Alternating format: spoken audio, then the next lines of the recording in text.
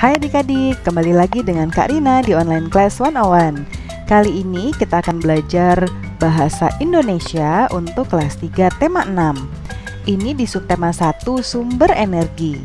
Di pembelajaran 1 kali ini kita akan membahas mengenai matahari sumber energi terbesar.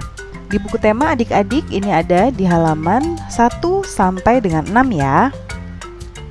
Sebelum mulai, Karina ingatkan dukung terus channel Karina ini supaya terus bisa memberikan video-video terbaik untuk adik-adik. Kemudian caranya adalah dengan klik subscribe, klik loncengnya, like dan share ke teman-teman lainnya. Kemudian supaya kita bisa saling berkenalan, boleh juga di kolom komentar adik-adik tuliskan asal sekolah dari mana dan dari kota mana.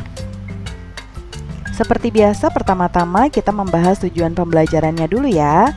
Yang pertama, dengan membaca teks, adik-adik dapat mengidentifikasi informasi terkait sumber energi dengan tepat.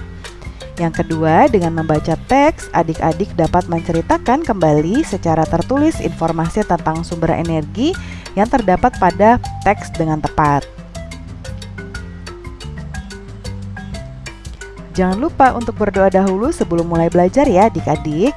Jaga kesehatan dan selalu ikuti anjuran Bapak dan Ibu guru serta orang tua di rumah. Baiklah adik-adik, kita mulai yuk.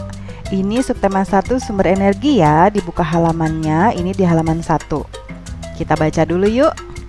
Lihat dan amatilah bumi yang kita tempati.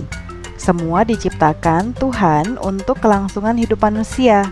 Di bumi ada matahari, air, udara, tumbuhan, dan hewan. Semuanya bermanfaat bagi manusia. Benda-benda tersebut menghasilkan energi. Apa itu energi?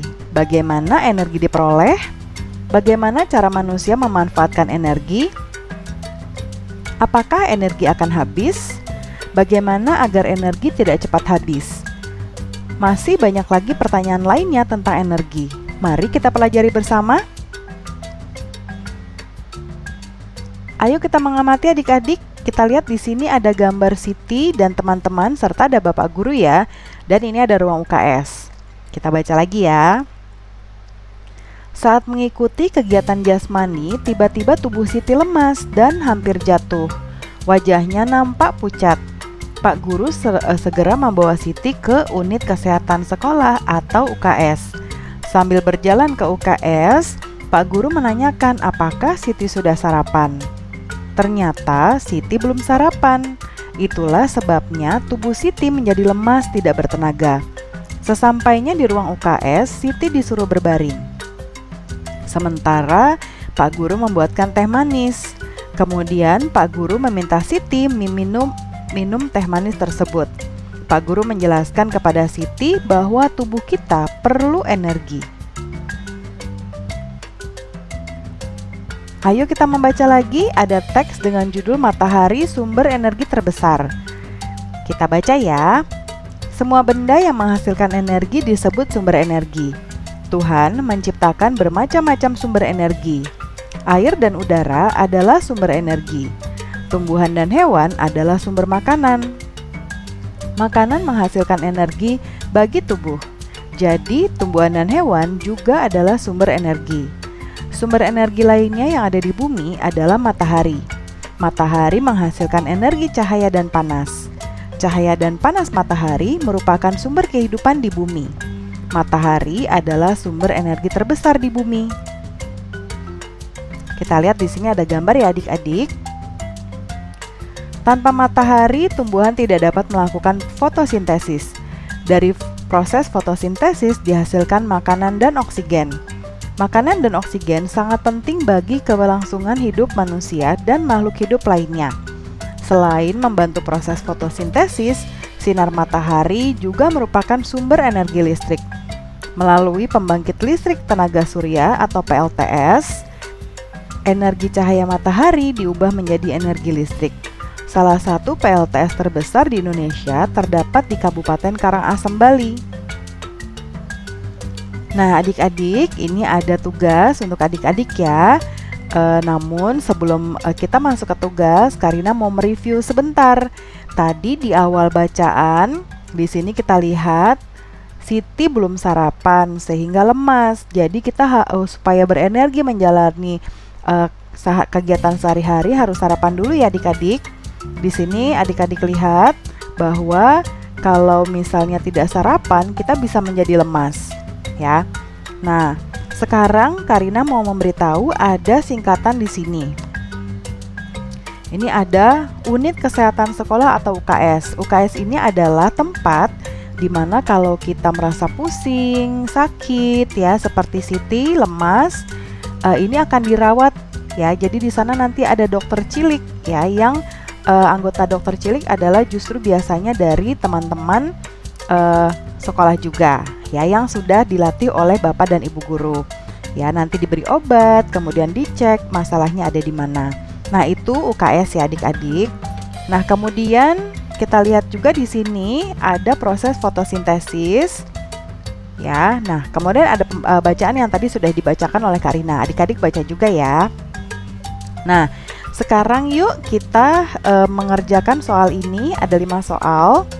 Kita kerjakan bersama ya adik-adik.